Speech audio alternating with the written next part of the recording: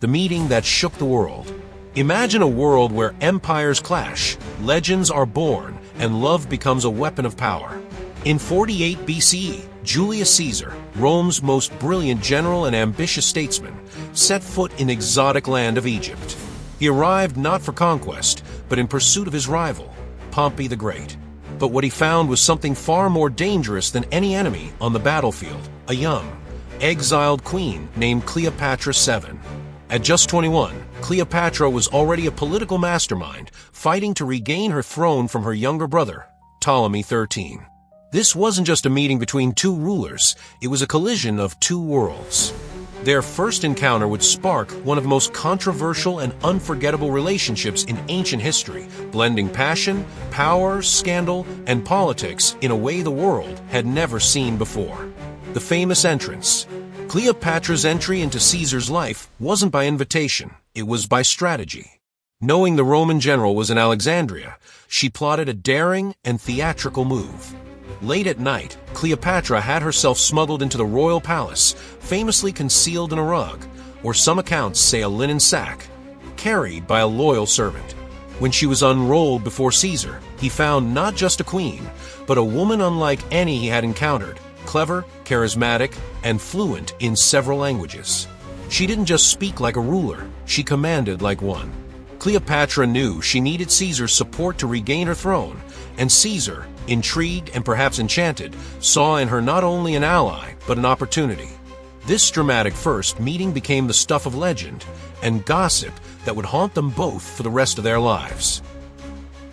Passion and politics intertwined. What followed was no ordinary romance. Caesar, in his early 50s, was a seasoned military leader with a reputation for affairs, but Cleopatra was something different. She wasn't a conquest, she was a partner in ambition. Their affair was as political as it was passionate. Cleopatra sought Caesar's military power to secure her throne, and Caesar saw in Cleopatra a symbol of divine rule and a gateway to Eastern wealth and influence. But to the Roman elite, their relationship was scandalous. A Roman consul cavorting with a foreign queen? That wasn't just taboo, it was treasonous in the eyes of many. Whispers in the Senate grew louder. Was Caesar being seduced by a dangerous woman? Was she trying to become Queen of Rome? The lines between love and manipulation blurred, and Rome watched with growing suspicion. War in the streets of Alexandria. Their affair didn't just provoke gossip, it ignited war. With Caesar's backing, Cleopatra challenged her brother's claim to the throne, leading to the infamous siege of Alexandria. For months, Caesar and his small force were trapped inside the palace by Ptolemy's army. Fires raged, battles broke out in the streets, and chaos consumed the city.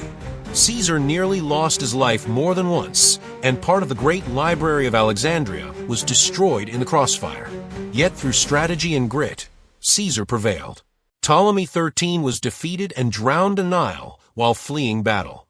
Cleopatra, now triumphant, was crowned co-ruler alongside her younger brother Ptolemy XIV, but it was clear who held the real power. Caesar had helped her reclaim Egypt, and in doing so, bound their fates together even tighter. The child of two worlds. In 47 BCE, Cleopatra gave birth to a child she claimed was Caesar's, a son named Ptolemy XV, nicknamed Caesarion, meaning Little Caesar. While Caesar never officially recognized the boy, Cleopatra made no secret of who the father was. The birth deepened the controversy. A Roman dictator fathering a child with a foreign queen threatened the deeply held Roman ideals of purity and national identity. To many, Caesarion represented a dangerous hybrid of East and West, of Roman blood mingled with Egyptian royalty. This wasn't just a family matter, it was a political storm.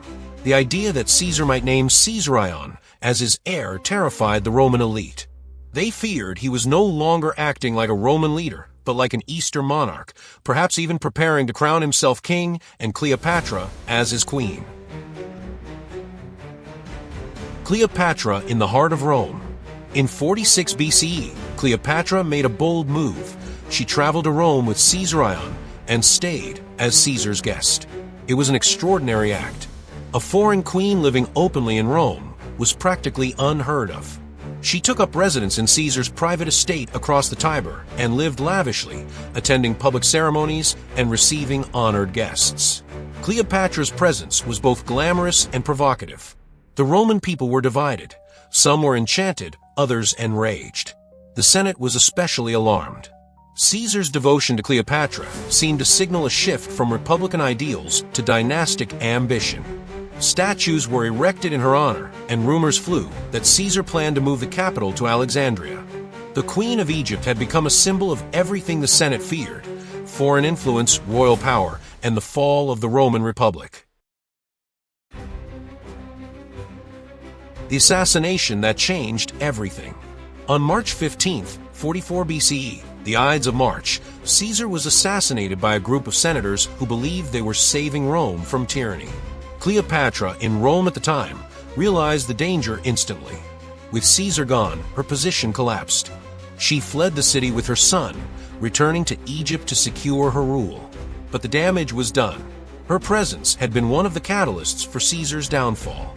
Whether or not she was truly the reason for his assassination, the optics were clear.